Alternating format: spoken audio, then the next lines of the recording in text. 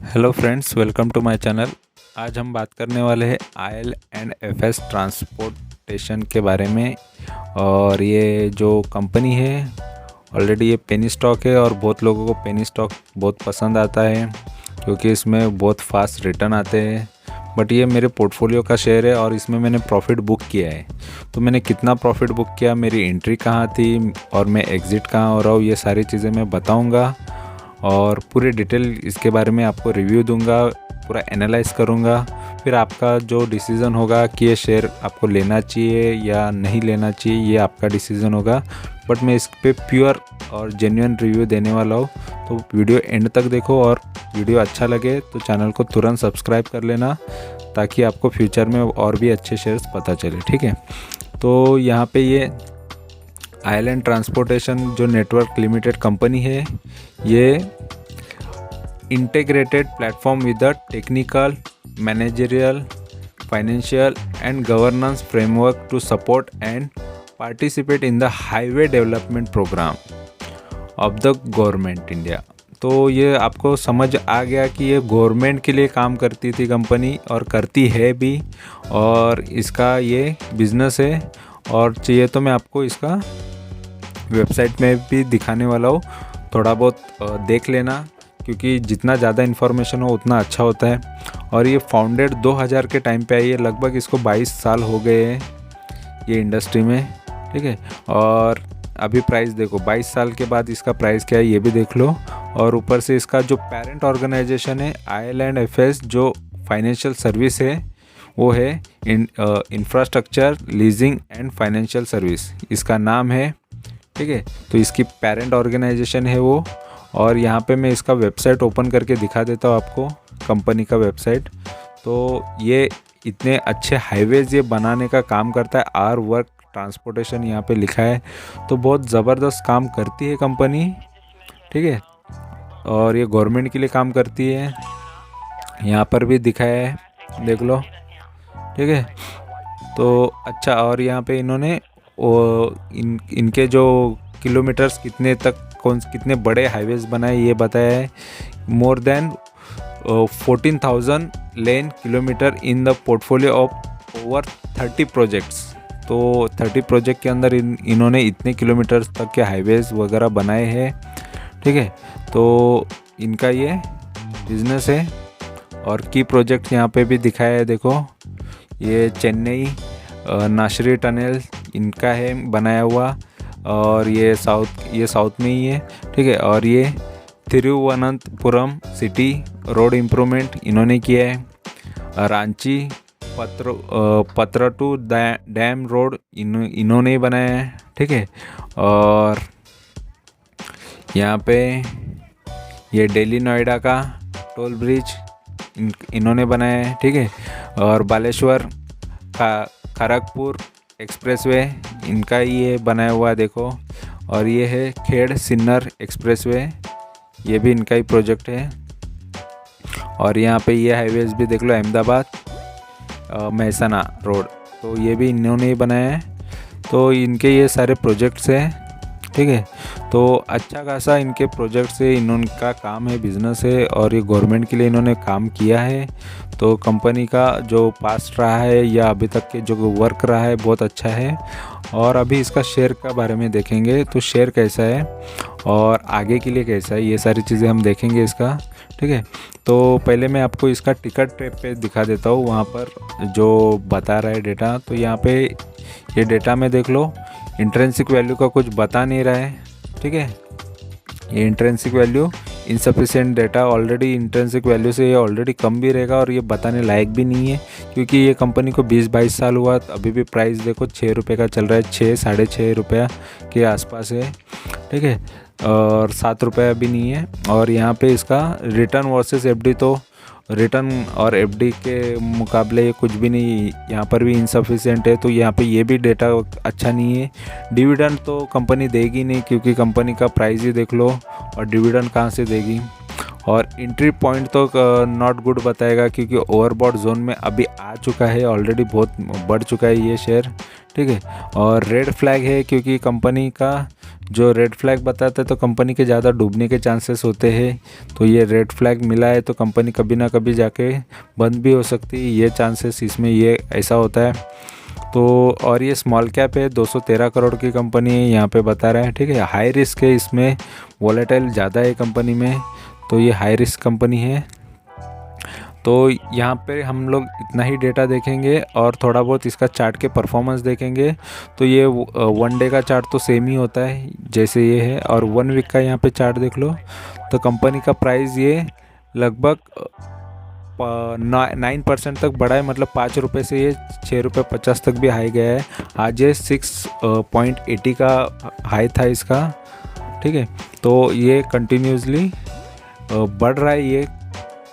देखो 1 महीने में भी अच्छा खासा बढ़ा है, तो 38% इसने रिटर्न दिए हैं 1 महीने के अंदर।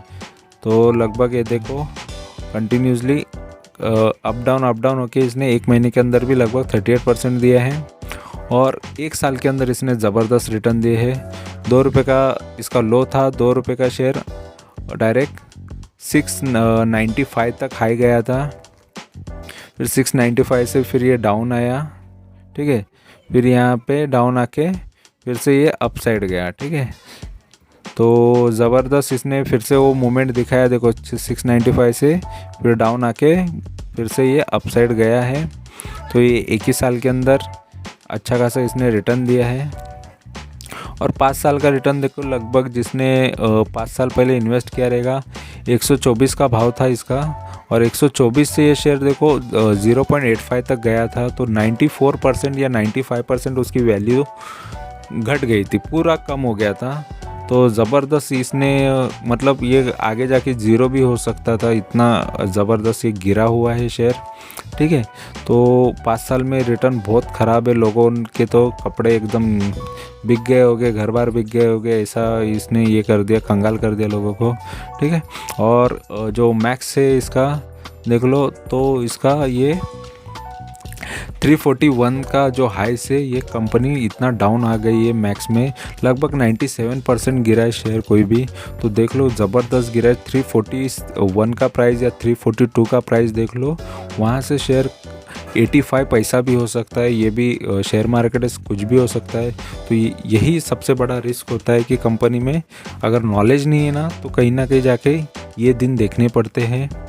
तो इसीलिए मेरा चैनल है कि सही से इन्फॉर्मेशन दे, ताकि आप बाकी जो भटकाने वाले लोग हैं, लालच दिखाने वाले लोग हैं, उनके चक्कर में ना पड़े, ठीक है। इन्फॉर्मेशन ज़रूर अच्छी लगेगी तो चैनल को सब्सक्राइब कर लेना, कोई टेंशन मत लेना, ठीक है। और इन्फॉर्मेशन लेते रहना, क्योंकि इन्फॉर्मेशन सही जेन्युइन ही यहाँ पे प्रोवाइड की जाएगी, कोई फेक चीज़ें और बड़े बड़े टारगेट्स, फेक टारगेट्स नहीं बताए जाएंगे, ठीक है। और यहाँ पे SIP देख लो, अगर किसी ने SIP किया रहता 5 साल के अंदर, तो 5 साल वाले को अच्छा खासा यहाँ पे रिटर्न मिल जाता है। यहाँ पे दिख रहा है 93% मिल जाता। तो कोई, क्योंकि ऑलरेडी ये अभी अभी बढ़ना चालू हुआ है, तो कोई बड़ी बात नहीं है, 5 साल वालों को मिल जाता है रिटर्न। लेकिन जो लॉन्ग टर्म से है उनको, उनकी हालत ख़राब हो जाती है, ऐसा यहाँ पे दिख रहा है। और यहाँ पे ये हमने देख लिया इसका टिकर टैप पे जो भी डेटा यहाँ पे अवेलेबल है। अभी थोड़ा हम स्क्रीनर पे देखते हैं, तो स्क्रीनर का डेटा यहाँ पे क्या बता रहा है ये भी बता देता हूँ आपको। तो कंपनी का यहाँ पे प्रोज एंड कॉन्स देखेंगे कि डेटर्स जो है जिनसे पैसा आने वाला रहता है वो इम्प्रूव हो रहे हैं, और फ्रॉम 171 डे से लेके 87 डे, मतलब वो पैसा थोड़ा जल्दी देना चालू कर रहे हैं, क्योंकि वो इम्पोर्टेंट होता है किसी भी कंपनी के लिए कि कैश आना, जो भी सेल किया है, जो भी धंधा किया है उसका कैश आना, ठीक है, पेमेंट रिसीव होना, तो अच्छी बात होती है। तो थोड़ा सा वो एक पॉजिटिव चीज़ है कि वो इम्प्रूव हो रहा है। और यहाँ पे कौन जो नेगेटिव पॉइंट्स है, तो company has a low interest coverage ratio. तो लो इंटरेस्ट कवरेज रेशो यहाँ पे बता रहा है। और यहाँ पे the company has deliver poor sales growth, तो ग्रोथ भी, सेल्स का ग्रोथ भी बहुत कम बता रहा है। 51% डाउन है सेल्स, तो लास्ट 5 ईयर से तो बहुत ख़राब सेल्स का ग्रोथ है, तो नेगेटिव ग्रोथ है, गिरते जा रहे हैं। और कंटीजेंट लायबिलिटी सबसे ज़्यादा है, देखो 318 करोड़ का है, 318 करोड़। तो ज़बरदस्त कंटीजेंट लायबिलिटी, इनका लायबिलिटी ज़्यादा है और ऑलरेडी मार्केट कैपिटल से भी ज़्यादा उनका, देखो 221 का यहाँ पे मार्केट कैपिटल दिखा रहा है, उससे ज़्यादा तो लायबिलिटी बता रहा है। उनके पास उतना पैसा भी नहीं कि लायबिलिटी चुका सके, इतना लायबिलिटीज़ है। और ना ही असेट वगैरह है, क्योंकि ऑलरेडी कंपनी बहुत कर्जे में है। यहाँ पे आपको पूरा डेटा यहाँ पे दिखेगा, क्वार्टरली रिजल्ट्स दिखेंगे कि किस प्रकार से कंपनी के डाउन्स आ रहे हैं। नेट प्रॉफिटेबिलिटी भी यहाँ पे दिखेगा। नेट प्रॉफिट देखो माइनस माइनस माइनस होते होते यहाँ पे दिख रहा है, कहीं कहीं प्लस, ये क्वार्टर वाइज है, कभी प्लस कभी माइनस होते होते। और बट ये 2018 तक का है, उसके बाद तो उसकी हालत बहुत ख़राब हो गई थी, ठीक है। तो डाउन ही है। और फिलहाल मैं आपको ये चार्ट में, जब मैं चार्ट दिखाऊंगा तो उसमें कंप्लीट दिखाने वाला हूँ कि ये जब पॉजिटिव सेल्स है वो भी मैं चीज़ें बताऊंगा, तब प्राइस क्या था और उसके बाद क्या हुआ। देखो 2018 के बाद यहाँ पे लोगों ने अपडेट नहीं किए रखा है, तो मोस्ट ऑफ डेटा भी ये लोग प्रोवाइड नहीं करेंगे क्योंकि ऑलरेडी ख़राब ही था। ये प्रॉफिट एंड लॉस 2020 तक का बताया, बट देखो कंटिन्यूसली नेट प्रॉफिट गिरते ही है। प्रॉफिट देखो कितना ज़बरदस्त गिरा हुआ है। तो ये इसका, और यहाँ पे लायबिलिटीज़ भी आपको देखने मिलेगी, सारी चीज़ें यहाँ पे आपको देखने मिलेगी। बैलेंस शीट भी यहाँ पे होता है, तो बैलेंस शीट में टोटल लायबिलिटीज़ कितनी है, ये सारी चीज़ें, टोटल असेट कितना है, ये सब दिखाया होता है, ठीक है। तो लायबिलिटीज सबसे ज़्यादा है, बोरोइंग ज़्यादा से ज़्यादा है इनका, ठीक है। तो ऑलमोस्ट ये कंपनी का वैल्यूएशन निकाला जाएगा तो कुछ भी नहीं बचने वाला है, क्योंकि ऑलरेडी बहुत कर्जे में है, ठीक है। फिर भी चल रही है कंपनी। और बाकी चीज़ें हम इसके मनी कंट्रोल पे देखेंगे, जिसमें और थोड़ा इजीली आपको समझा सकूँ मैं, ठीक है। तो ये मनी कंट्रोल पे NSE BSE दोनों जगह पे ये शेयर ट्रेड होता है। और ये 2 रुपये से देखो 695 ये जा चुका है। और 695 कब गया था वो मैंने आपको दिखा दिया, वो जून जुलाई के बीच में ही वहाँ पर एक बड़ा हाई मारा था, तभी वो गया था, ठीक है। और यहाँ पे मैं बता दूँ इसका स्ट्रेंथ देख लो, 5 स्ट्रेंथ है। कंपनी विद 0 प्रमोटर प्लेज है, कंपनी में 0 प्रमोटर का प्लेज है। तो प्रमोटर का प्लेज यहाँ पे कम है ऐसा बता रहा है, तो ठीक है, ये एक पॉजिटिव बात बताया। और ऊपर से यहाँ पे ये वीकनेसेस देखो, इनसफिशिएंट यूज़ ऑफ कैपिटल, तो कैपिटल का अच्छा यूज़ इन्होंने किया नहीं। अभी जो जितना भी कैपिटल अभी बचा है उसका प्रॉपर यूज़ नहीं हो रहा है रिटर्न ऑन कैपिटल बनाने के लिए, ठीक है। तो वो गिरते जा रहा है। तो कैपिटल का कम से कम जो भी है मार्केट कैपिटल वो यूज़ करना चाहिए, इनका कहना है। इस वजह से वीकनेसेस है ये। दो अपॉर्चुनिटी बताया कि ये रेजिस्टेंस तोड़ रही है, ट्रेडिंग के लिए ठीक है कि थोड़ा थोड़ा रेजिस्टेंस बनते हैं, पाइवट लेवल्स होते हैं, तो रेजिस्टेंस तोड़ के ये थोड़ा ऊपर जा रहा है ऐसा बता रहा है। तो कोई बड़ी बात नहीं होती है, ऑलरेडी ये रेजिस्टेंस बहुत छोटे छोटे होते हैं, ये इंट्राडे ट्रेडर के लिए ठीक है। और यहाँ पे थ्रेट यहाँ पे दिखाओ तो ये रेड फ्लैग बता रहा है, जो हमने देखा कि यहाँ पे क्या, firm link to ongoing regulatories investigation चल रहा है, लीगल कुछ यहाँ पे चल रहा है। तो ये पे डर है। देखो इतनी सारी चीज़ें होती है, ख़राब चीज़ें होती है, बट फिर भी बहुत लोगों को भरोसा होता है पेनी स्टॉक पे। तो पेनी है इसलिए पेन तो कभी ना कभी देगा, या फिर उसकी कभी अगर कोई अच्छी कंपनी उसको टेक ओवर कर लेती है या उसको एक्वायर कर लेती है तो फिर आपके दिन बदल सकते हैं, ऐसा होता है। या मर्ज होता है वो किसी के साथ, तो फिर कुछ ना कुछ उसमें चांसेस होते हैं बढ़ने के, नहीं तो कंपनी की हालत बुरी ही होती है, कंपनी डूबने के ज़्यादा चांसेस होते हैं। तो लक बाय चांस कोई ना कोई कंपनी के दिन अच्छे निकल जाते हैं, ठीक है। तो और बाकी यहाँ पे ओवरव्यू देख लो कंपनी का, तो बाकी डिटेल यहाँ पे कुछ भी आपको ज़्यादा मिलेगी नहीं, ना PB रेशियो मिलेगा ना PE रेशियो, क्योंकि ऑलरेडी कंपनी, और ये बुक वैल्यू देख लो, बुक वैल्यू माइनस में है, अर्निंग पर शेयर माइनस में है, सारी चीज़ें नेगेटिव है। तो कोई फ़ायदा नहीं है, ओवरव्यू में तो कोई ख़ास चीज़ें नहीं है, ठीक है। और ये कंपनी का अभी यहाँ पे मैं चीज़ें बताने वाला हूँ, मेरा इन्वेस्टमेंट कहाँ था और मैंने रिटर्न कितना लिया, ये सारी चीज़ें आपको चार्ट में से सीखने मिलेगी, क्योंकि चार्ट में ही मैं आपको अच्छे से एक्सप्लेन कर सकता हूँ कि ये शेयर ने कितना दम था और कैसा हुआ, इसमें कैसा क्या करना चाहिए था, लोगों ने कैसे सोचा होगा और मैंने क्या सोचा, ये सारी चीज़ें आपको बहुत कुछ इसमें से सीखने मिलेगा। तो कंप्लीट ये वीडियो देख लो आगे, ठीक है। और अच्छा लगे इन्फॉर्मेशन तो तुरंत सब्सक्राइब कर लेना, ठीक है। तो चलो यहाँ पे मैं पहले डायरेक्ट आपको 1 साल का ही रिटर्न का ये दिखा देता हूँ, चार्ट दिखा देता हूँ। तो कंपनी का प्राइस स्टार्ट होता है 2 रुपये 80 पैसे से, और वहाँ से ये कंपनी का प्राइस फिर गिरता है, फिर थोड़ा और वही रेंज में चलते रहता है, फिर 2 के आसपास ही चल रहा है। फिर वहाँ से कंटिन्यूसली देखो ये सर्किट होता है 5% के सर्किट मार के कंपनी का प्राइस हो जाता है 695। और जुलाई में हुआ है, 26 जुलाई को हुआ है ये। फिर उसके बाद कंटिन्यू फिर शेयर देखो लोअर भी मारता है, तो यही डर होता है कभी भी। तो ये देखो लोअर सर्किट है, ये फिर ये दिख रहा है बट ये लोअर मारते जाता है, तो निकलने का मौका भी नहीं मिलता। यही होता है शेयर मार्केट में। अगर कोई शेयर इतनी तेज़ी से बढ़ रहा है तो गिरता भी वैसे ही है। तो कंटिन्यू गिर तो रहा है, फिर से वैसे ही अप साइड मारता है, फिर डाउन मारता है, फिर अप साइड मारता है, फिर डाउन मारता है, फिर बाद में ये अभी अप साइड दिखाता है ये महीने में, ठीक है। तो और यहाँ पे 5 साल का अगर हम इसका चार्ट देखेंगे तो रियल मेरी एंट्री भी लगभग 2018 की एंट्री है, और मैं बताऊंगा मेरी एंट्री कौन से प्राइस पे है। तो यहाँ पे पहले स्टार्टिंग देखते हैं, 5 मतलब 2017 से स्टार्ट हो रहा है 5 साल। तो ये तभी प्राइस था इसका 113 का हाई था, ठीक है।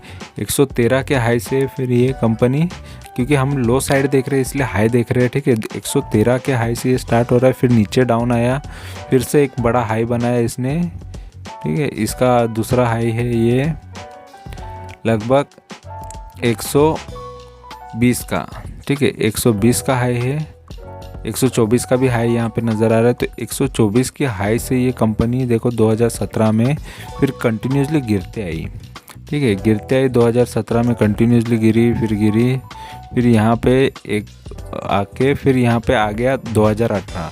और 2018 में जस्ट मैंने ये 4 तारीख को इसको 92 के भाव पे ख़रीदा था। तो यहाँ पे 3-4 तारीख रहेगा, तो वहाँ पे मैंने इसको ख़रीदा था। कितने में ख़रीदा था? तो लगभग 92 के भाव पे इसको मैंने बाय किया था। उसके बाद शेयर ने थोड़ा अच्छा खासा मोमेंटम दिखाया भी, ठीक है। 92 से ये इसने 97 का हाई एक बनाया, ठीक है। बट मैं वो टाइम पे लॉन्ग टर्म के हिसाब से सोच रहा था शेयर, क्योंकि ऑलरेडी बहुत गिरा था, और मैंने सोचा ये आगे जाके और अच्छा रिटर्न देगा क्योंकि ऑलरेडी गिरा हुआ है। बट इसके बाद और ये अपसाइड मोमेंटम भी दिखा रहा था, बट अचानक कुछ हो जाता है। और ऑलरेडी अगर लॉन्ग टर्म वाले हैं तो पॉजिटिव ही होते हैं कि शेयर चलो आगे जाके और अच्छा रिटर्न दे देगा। वो टाइम का सिचुएशन अलग था, बाद में सिचुएशन, क्योंकि अंदर के अंदर कोई मैनेजमेंट में या किसी भी चीज़ में क्या चीज़ें होती है किसी इन्वेस्टर को ज़्यादा पता नहीं होता, तो इस वजह से आगे जाके प्रॉब्लम भी होते हैं। तो मैं आगे आपको शेयर होल्डिंग में भी दिखाऊंगा कि अभी तक किन लोगों के शेयर होल्डिंग ये कंपनी में है और अभी उनकी क्या हालत हो गई रहेगी, ठीक है। तो मैं यहाँ पे ये दिखा देता हूँ। देखो मेरा प्राइस जो था उधर से फिर ये थोड़ा बढ़ने के बाद फिर ये डाउन करते गया, तो 92 का प्राइस यहाँ पे आके एक बार ये 2 रुपये तक आ गया था। तो 2018 से मैंने इतना लॉन्ग टर्म के लिए इन्वेस्ट करके रखा था, मेरा एक पोर्टफोलियो ओनली लॉन्ग टर्म के लिए मैं यूज़ करता हूँ, तो उसमें वो शेयर था। तो वहाँ से ये शेयर कंटिन्यूसली गिरते आया। तो गिरने के बाद ये 2 रुपये जब हुआ तब मुझे लगा कि अभी, और मोस्ट ऑफ मैंने 2020 से ही जो कोविड टाइम था तब से मैंने स्विंग करना ज़्यादा पसंद किया, क्योंकि ऑलरेडी मैं पहले लॉन्ग टर्म या इंट्राडे करता था, ऑप्शंस वगैरह भी करता था। बट मुझे सबसे सूटेबल लगा, सबसे बेस्ट लगा, एवरीडे प्रॉफिट या हमेशा प्रॉफिट ही होगा, वो स्विंग ट्रेडिंग लगा। सारी चीज़ें मैंने ट्राई की है लाइफ में, बट मुझे सबसे बेस्ट जो लगा है स्विंग ट्रेडिंग इसलिए लगा क्योंकि उसने मेरा जो भी इंट्राडे का कभी लॉस हुआ रहेगा या लॉन्ग टर्म के जो लॉस हुए रहेंगे तो सारे कवर करके उसने स्विंग ट्रेडिंग ने पूरे दे दिया, और प्लस मैं प्रॉफिटेबल ट्रेडर बन गया इस वजह से। तो ये बहुत अच्छी चीज़ है कि देखो इसने यही चीज़ सिखाया कि क्योंकि मोस्ट ऑफ कोविड के टाइम पे जो 2020 था तो मोस्ट ऑफ जो अच्छे पॉजिटिव भी थे वो भी गिरे थे। तो उसने ये सिखाया कि ऐसे टाइम पे ख़रीदना चाहिए, तो मैंने वो ख़रीदते गया, और ऑलरेडी जो पहले से भी गिरे थे वो भी शेयर्स में ख़रीदते गया। तो वो टाइम पे मुझे ऑलरेडी बहुत लोगों का प्रॉब्लम ही था, जॉब्स नहीं थे, कुछ नहीं था, तो वो टाइम पे लोगों ने वो कुछ ना करे करके मार्केट पे ज़्यादा ध्यान दिया। तो मैंने भी ज़्यादा से ज़्यादा मार्केट को ही देखा, और मार्केट में ध्यान देने के बाद मुझे यही पता चला कि स्विंग ट्रेडिंग सबसे बेस्ट है, क्योंकि जो डाउन होने के बाद जो आप खरीदते हो उसके बाद जो रिटर्न मिलते हैं बहुत ज़बरदस्त रिटर्न रहते हैं।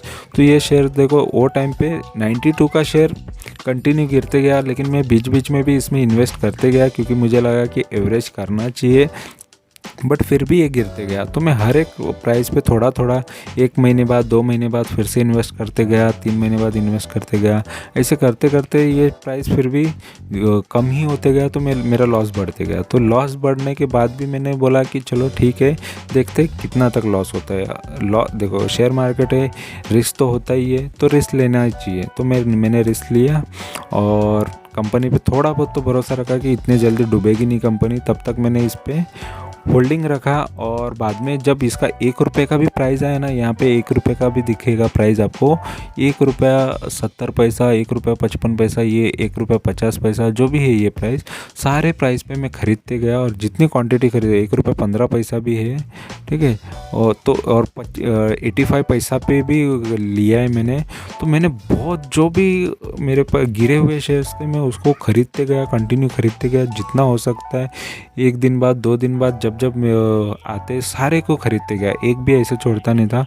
सारे शेयर्स थोड़े थोड़े करके खरीदते गया, और मोस्ट ऑफ सारे शेयर्स फिर प्रॉफिट में निकलने लगे। तो इसका अब भी टाइम है, क्योंकि ऑलरेडी मेरा 92 का बैंक था, और ये अब भी मुझे इसने प्रॉफिट दिया है, क्योंकि अभी इसका मेरा एवरेज प्राइस बन गया था 5 रुपये का। 5 रुपये का मेरा एवरेज प्राइस बना, जो 92 था। तो 92 से मैंने उसको 5 रुपये पे लाया, क्योंकि मैंने उसको नीचे आने के बाद बहुत बार खरीदा। और 92 का 5 रुपया बनाना बहुत डिफ़िकल्ट भी होता है, क्योंकि आपको क्वांटिटीज़ बहुत खरीदते जानी पड़ती है। तो क्वांटिटीज़ मेरे पास बहुत बढ़ गई, अच्छा खासा क्वांटिटीज़ हो गया। अभी मुझे लगा कि अभी इसमें से निकलना चाहिए, तो मैं अभी इसमें से निकला। 6.80 पे निकल गया। 6.80 का जो प्राइस आया, लगभग में मुझे 35% ही प्रॉफिट मिला, लेकिन वो 35% भी क्वांटिटीज़ मेरे पास ज़्यादा होने से वो मेरे लिए अच्छा है प्रॉफिट। और ऑलरेडी मैं प्रॉफिट में बाहर निकल रहा हूँ, ये सबसे बेस्ट होता है, क्योंकि कंपनी डूबने तक मैं उसमें नहीं रहा। कंपनी आगे डूबे या क्या हो उसके साथ वो पता नहीं, क्योंकि ये अंदर की बातें होती है जो आपको भी नहीं पता रहती। जो आपको दिखाई दे रहा है वही चीज़ आप बता सकते हो। तो इनसाइडर जो भी इसके बारे में होती रहेगी, क्योंकि ऑलरेडी इसका ओवरऑल नेगेटिव दिख रहा है, तो उसमें आपको रहना भी नहीं चाहिए। बट मेरा ऐसा ही है कि मैं ट्राई करता हूँ, रिस्क आजमाता हूँ, रिस्क लेना चाहता हूँ। तो मैंने वो चीज़ें, सारी चीज़ें सीखना पड़ता है, सारी चीज़ें देखनी पड़ती, क्या होता है, एंड कहाँ होता है इसका, ये सारी चीज़ें देखनी। अगर लॉस होता तो मेरा लॉस होता, और मेरे लिए एक्सपीरियंस होता कि लॉस कैसा होता है, कितना होता है। और तो ये ट्राई करना भी मेरे लिए सही था। वो आपके लिए, आपकी मर्ज़ी होती है, आपको लॉस लेने की अगर हिम्मत है तो लॉस ले सकते हो। प्रॉफिट लेना ही चाहते हो तो आप अच्छे शेयर्स में इन्वेस्ट करो। तो मैं तो इसमें इन्वेस्ट करके, या फिर वो टाइम पे ये शेयर अच्छा था, लेकिन उसके बाद इसके दिन ख़राब हो गए। जैसे एक टाइम पे आइडिया अच्छा था, एक टाइम पे DHFL अच्छा था, एक टाइम पे किंगफिशर अच्छा था, एक टाइम पे बहुत सारे ऐसे शेयर्स थे बहुत अच्छे रहते, लेकिन उसके बाद उसकी जो हालत हो जाती है कोई बोल नहीं सकता, ठीक है। तो ऐसे बहुत सारे कंपनियों के साथ हुआ है और होता भी है।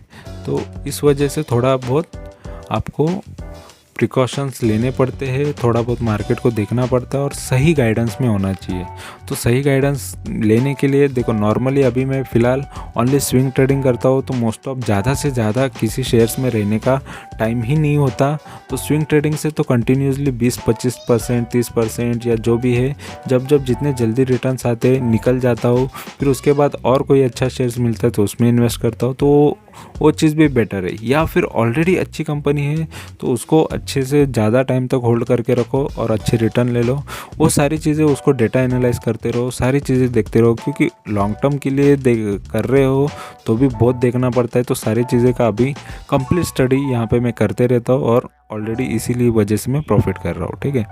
तो इसको अच्छे से देखने के बाद ही ये मेरा प्रॉफिट हुआ है, और अच्छी बात है। और यहाँ पे इसका मैक्स भी मैं दिखा देता हूँ, ये मैक्स कहाँ से ये गिरा है। तो ये इसका देखो, ये कंपनी का मैंने आपको बताया था कि 340 का जो हमने देखा था, ठीक है। टिकर टैप पे देखा था तो 340 से इसके हाई से ये गिरा हुआ है। तो 340 वाला कब था ये प्राइस, ये 2010 में। तो 2010 से जिसने होल्ड किया रहेगा वो बंदे की क्या हालत हो गई रहेगी 340 का, अगर उसने होल्ड ही करके रखा रहेगा। अगर सही टाइम पे, इसीलिए लोग स्टॉप लॉस लगाते कि लॉस तो लॉस, थोड़ा बहुत लॉस ठीक है निकल जाओ, हाँ, या लॉस का नहीं लेना चाहते, स्टॉप लॉस ही नहीं लेना चाहते, फिर वो एक्सपीरियंस कर सकते हो, सीख सकते कि देखो क्या हो गया, अगर मैं सही टाइम पे निकल जाता तो सही होता। तो ये मार्केट है, कोई बड़ा लाइफ में बड़ा रिस्क लेता है, कोई छोटा रिस्क लेता है, तो अपनी अपनी रिस्क कैपेसिटी होती है। बट मुझे लॉस लेना मोस्ट ऑफ पसंद नहीं है। एक तो कंपनी डूब गई वो चल जाएगा, लेकिन मैं एंड तक हारता नहीं हूँ, मैं लगे रहता हूँ शेयर के पीछे। तो जितने भी इसके पहले भी बहुत सारे शेयर्स मैंने निकाले हैं, जैसे आइडिया निकाला है, पुंज लॉयड निकाला है, उसी तरीके से आरकॉम है, रिलायंस इंफ्रा है। तो बहुत सारे ऐसे शेयर्स हैं जिनको मैंने, आर पावर है, तो ये सारे शेयर्स पहले थे, बट मैं वो टाइम पे वीडियोस नहीं लाता था, वीडियोस नहीं बनाता था, तो इस वजह से मैंने वो चीज़ें आपके लिए नहीं लाई होगी। लेकिन मेरे पास ऑलरेडी, मैं प्रॉफिटेबल ट्रेडर हूँ और ऐसे शेयर्स अच्छे थे एक टाइम पे, और उसके बाद उसकी ख़राब, रिलायंस कैपिटल भी वो टाइम पे बहुत अच्छे शेयर्स थे ये, तो उनकी हालत ख़राब हो गई, और बोल नहीं सकते कौन से शेयर की क्या कब कैसी हालत होने वाली है। तो वो सारी चीज़ें मैंने देखी है लाइफ में और उसको एक्सपीरियंस किया, बट मैंने सारे अच्छे शेयर्स प्रॉफिट में निकाले। अगर गलती से कोई कंपनी बंद हो गई तो ही अपना लॉस होता है, नहीं तो कंपनी में लॉस मुझे लेना पसंद नहीं है। और स्टॉप लॉस में लगाता इसलिए नहीं है क्योंकि मुझे लॉस पसंद नहीं है, ऑलरेडी लॉस नाम आ गया तो मुझे नहीं पसंद। तो कम से कम कंपनी डूब ही गई, चलो वो अलग बात हो जाती है कि कंपनी ज़िंदा ही नहीं है, बट ये कंपनी ज़िंदा है तब तक उससे तो पैसा लेके ही रहूँगा, इसको पैसा दिया, इससे कंप्लीट लेके ही रहना है। तो प्रॉफिट लेके रहा, जो सोचा था वो किया और प्रॉफिट निकल गया। तो ये है ये इसके बारे में। और 2018 से मैं 4 साल इसमें इन्वेस्टेड रहा और फाइनली प्रॉफिटेबल 35%। बट ऑलरेडी मेरी क्वांटिटीज़ बढ़ी, तो मेजॉरिटी पार्ट क्या होता है कि आपकी क्वांटिटीज़ कितनी है, तो ज़्यादा से ज़्यादा जितनी क्वांटिटीज़ हो उतना प्रॉफिट भी आपका अच्छा होता है, ठीक है। बट वो सही स्टॉक में हो तो भी एक अच्छी चीज़ होती है कि सही शेयर में हो। ऐसे ज़्यादा पेनी स्टॉक में रहोगे तो कहीं ना कहीं आपको भी घाटा होने के भी ज़्यादा चांसेस होते हैं। हर कोई ऐसी स्ट्रैटेजीज़ यूज़ कर नहीं सकता, और करने भी जाए तो लक भी होता है, बाकी चीज़ें भी होती है, स्टडी भी मैटर करता है, आप उसको कितना फॉलो कर रहे हैं, कितना स्टडी कर रहे हो उसके बारे में। तो सारी चीज़ें देखनी भी पड़ती है, कुछ इम्प्रूवमेंट आ रहा है क्या शेयर में, आने वाला है क्या, ये सारी चीज़ें देखनी भी पड़ती है, ठीक है। इसके प्राइस परफॉर्मेंस देख लो, कंटिन्यूसली ये एक वीक में भी अच्छा खासा रिटर्न दिया, एक महीने में भी लगभग 50% दिया, 3 महीने में भी रिटर्न अच्छे दिए 64 के अबाव, और ये YTD अभी का जस्ट जनवरी से भी अच्छे रिटर्न दिए, और 1 साल का रिटर्न भी 125% दिया। तो रिटर्न इसने कंटिन्यूस अच्छे दिए। सिर्फ 3 साल का रिटर्न ख़राब है, लगभग 40% डाउन है। और यहाँ पे इसका ये बहुत पुराना नहीं है, 3 सितंबर 2020 का है। ये बैंकरप्सी के लिए जा रहा है। देखो, बैंकरप्सी हो जाता तो कंपनी डूबी जाती। ये बैंकरप्सी के लिए इसने फाइल किया था, ठीक है, for its offshore firm IIDL, और इसके लिए इन UAE। तो ये कंपनी आगे जाके बोलती है कि अब हमारा दिवाला हो गया, दिवाला निकल गया, हमारे पास पैसा ही नहीं, हम कहाँ से दे अभी लोन वोन, हमको बैंकरप्सी करके ये कर दो, हमारे जो असेट है बेच डालो, जो करना है कर डालो, हमारे पास पैसे नहीं, हाथ उठा लेते। तो आपके भी पैसे गए, सबके पैसे गए, ऐसा एक सीन हो जाता है। तो ये डेंजरस होता है कि शेयर मार्केट है तो सही शेयर में और सही गाइडेंस में आप इन्वेस्टेड रहो तो सही होता है, नहीं तो आप कभी ना कभी लॉस ही करोगे।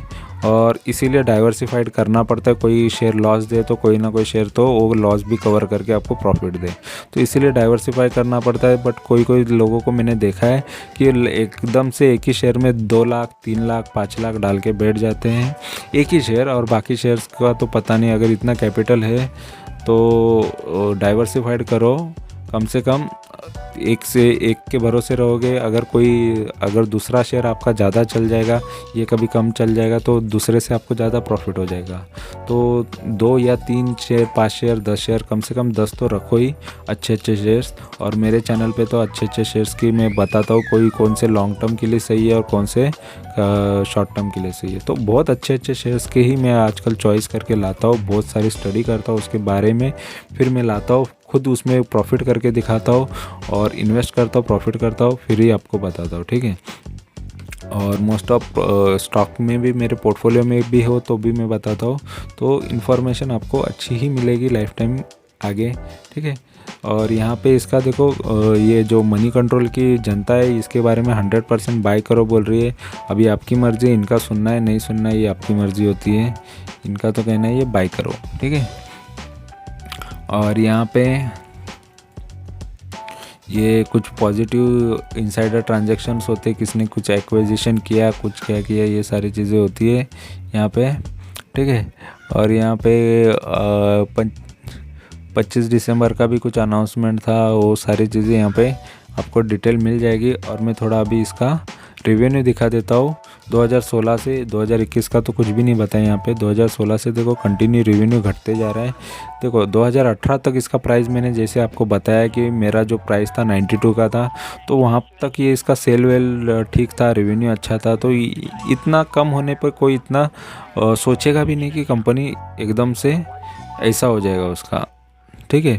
एक 3,500 करोड़ जो रेवेन्यू करती थी, सेल करता था, वो 179 करोड़ करेगा, फिर उससे बाद में और कम करेगा। तो ये कोई सोच भी नहीं सकता, ऐसा भी हो जाता है मार्केट में, ठीक है। वैसे ही नेट प्रॉफिट भी कंटिन्यूसली देखो, तो नेट प्रॉफिट ठीक ही था कंटिन्यूस, बट उसके बाद अचानक में लॉस कर देगा। 2019 में डायरेक्ट 17,000 करोड़ का लॉस है, फिर 972 करोड़ का फिर लॉस है। तो ये ज़बरदस्त इसमें लॉस आया हुआ है, और इस वजह से कंपनी का शेयर की हालत बहुत ख़राब हो गई है। और ये प्रमोटर्स देख लो, प्रमोटर कंपनी के जो शेयर होल्डिंग के प्रमोटर है, उनका अच्छा खासा 73% अभी भी उनके पास है, होल्ड किया है। बट उसमें और एक चीज़ है, यहाँ पे देखो प्लेज है, ये ग्रीन चीज़ दिख रही है। उन्होंने 98% तो शेयर डायरेक्ट बैंकों के पास गिरवी रखे हैं, होल्डिंग सबसे ज़्यादा उनकी है। बट समझ लो कि ये अगर उनकी जो भी होल्डिंग की वैल्यू बनती होगी, वो उतने शेयर्स की वैल्यू तो उन्होंने बैंक के पास गिरवी रखा है और पैसा लिया है उनसे। तो प्लेज है शेयर, तो कहीं ना कहीं बैंक अगर ये पैसा नहीं चुकाती है तो बैंक का लॉस है, और बैंक को ये कंपनी लेनी पड़ेगी, ठीक है। और मरेगा कौन? तो ये पब्लिक है, जो 25-26% जो लेके बैठी है, अभी भी जनता है जिनके पास अभी भी 26% लोग हैं इन्वेस्ट करके रखा है उन्होंने, ठीक है। 26% का इन्वेस्टमेंट है पब्लिक का, तो पब्लिक ने भी अच्छा खासा इसमें इन्वेस्ट करके रखा है। प्लस DIs का भी थोड़ा इसमें पैसा लगा हुआ है। DIs जो बड़े इन्वेस्टर्स होते हैं इंडिया के, उनका भी पैसा लगा हुआ है। और FIs और FPI जो फॉरेन के इन्वेस्टर है, उसमें से एक जन ने लगाया पैसा इसमें, ठीक है। तो रिस्क लिया है, कुछ लोगों ने थोड़ा ही रिस्क लेते तो कम लेते, लेकिन सबसे ज़्यादा रिस्क लिया है इसमें पब्लिक ने लिया है। तो क्योंकि पब्लिक ना कुछ कर सकती है ना कुछ उनके पास ऑप्शन है। एक बार प्रमोटर या बाकी कंपनी के जो मालिक है, वो लोग उसको प्लेज करेंगे, बैंकों के पास गिरवी रखेंगे, माल उठाएंगे, दिखाएंगे कुछ, तो ये सारी चीज़ें होती हैं। तो शेयर ने ज़बरदस्त इसमें गिरावट दिखाई है, बट अभी थोड़ा अपमूव दे रहा है। और पहले एक बार जुलाई में मुझे मौका मिला था, बट वो टाइम पे निकलने का मौका नहीं मिला है, ठीक है। क्योंकि शेयर कभी कभी बिकते नहीं हैं। आज बिक गया ये शेयर। अगर मैं 380 का 680 का जो हाई था, वहाँ पर मैंने प्राइस डाल के रखा था बेचने के लिए। मोस्ट ऑफ अगर ये चाहिए तो बिक भी नहीं जाता, ठीक है। अगर क्योंकि अगर सामने वाला कोई ख़रीदने वाला ही नहीं मेरे इतने का शेयर्स, तो नहीं बिकता। बट कोई ना कोई लालच में आता है कि चलो हाई टू हाई भी रहेगा चलेगा, लेकिन मेरे को ये शेयर्स चाहिए क्योंकि कल भी 5% मिलेगा और 5% मिलेगा आज पर। तो उनकी लालच है, उनको लगता है कि और प्रॉफिट आते जाएगा। लेकिन कभी ये फिर से रिवर्स बैक जाना चालू करेगा किसी को नहीं पता, क्योंकि इतने अच्छे दिन इसके आए नहीं है कि ये कंटिन्यूस आपको रिटर्न पे रिटर्न बहुत अच्छे रिटर्न देते ही जाए, ऐसा नहीं है। क्योंकि ऑलरेडी कंपनी की हालत बहुत ख़राब है। तो आपकी मर्ज़ी है, आपको अच्छा लगे तो ये शेयर ले लो, या मैं तो यही सजेस्ट करूँगा कि ऐसे शेयर से जो सर दर्द होता है, मतलब पेन देता है, दर्द देता है, वैसी चीज़ों से दूर ही रहो। इससे अच्छा सेफ रहो, अच्छे शेयर्स चुनो कि थोड़ा रिलैक्स सो सको, आराम से सो सको, दिमाग शांत रहे आपका और टेंशन ना रहे, वैसे शेयर चुनो और वैसे शेयर्स मैं लाते रहता हूँ। ये शेयर्स मेरा बहुत पुराना है और वो टाइम पे ये इसकी किस्मत, वो टाइम पे वो अच्छा ही था, तो शायद इसकी किस्मत ख़राब और लोगों की किस्मत भी ख़राब जो इन्वेस्टेड थे। बट मैं आज कुछ भी हो इसमें से प्रॉफिट में निकल गया, ये मेरे लिए सबसे बड़ी बात है। और जो नहीं निकल पाए वो बहुत लोगों ने इसमें लॉस भी लिया रहेगा, ठीक है। और मोस्ट ऑफ लोगों को इतना कंटिन्यूस बाइंग करने की आदत नहीं होती, कितना बाई करेगा ये डूब ना जाए करके वो रह जाते। बट मुझे क्या है, कंपनी जब तक डूबती नहीं है, कंपनी कब जब तक बंद नहीं होती तब तक मुझे वो देखना होता है कि कहाँ तक मेरा लॉस जा सकता है, ठीक है। तो मैं मोस्ट ऑफ बचते आया हूँ और अच्छी बात है कि बच गया इसमें से भी। और होता है कंपनी में अप डाउन आते जाते, 2 रुपये भी, 1 रुपये की 50 पैसे, मैंने तो 5-10 पैसे का भी शेयर को मैंने प्रॉफिट में लाया है। जो कंपनी बहुत कम हो गई थी तो 5 और 10 पैसे का भी वो टाइम से मैं करते आ रहा हूँ। तो मैंने देखा है, क्योंकि ऐसे पेनी स्टॉक भी अचानक में कभी ना कभी थोड़ी सी भी न्यूज़ आ जाती है, कुछ भी इसके लिए थोड़ा भी पॉजिटिव नज़र आता है तो इसमें बहुत ट्रेडिंग होती है और कंटिन्यू बढ़ते जाते हैं। तो होता है ये, इसीलिए लोग इसकी तरफ अट्रैक्ट होते हैं, पेनी स्टॉक की तरफ। अगर लोग इसमें लाख रुपए लगा के भी डायरेक्ट डबल कर सकते हैं, जल्द से जल्द कर सकते हैं, ऐसा होता है। बट रिस्क भी होता है, वो लाख रुपए का डायरेक्ट ज़ीरो भी हो सकता है, ऐसा भी होता है, क्योंकि मार्केट है, डाउन भी जा सकता है, अप भी जा सकता है। बट अच्छे शेयर्स में रहो, यही मैं सजेस्ट करूँगा। ख़राब शेयर कभी ना कभी आपको डुबा सकते हैं, ठीक है। तो इन्फॉर्मेशन अच्छी लगी रहेगी तो चैनल को तुरंत सब्सक्राइब करो। सब्सक्राइब करने से तो कोई घाटा होने वाला नहीं, अच्छी इन्फॉर्मेशन मिलेगी, जेन्युइन इन्फॉर्मेशन मिलेगी और सही गाइडेंस मिलेगा आपको। तो इन्फॉर्मेशन अच्छी लगी तो चैनल को प्लीज़ सब्सक्राइब करो। Thank you very much for watching my video. Thank you, bye bye.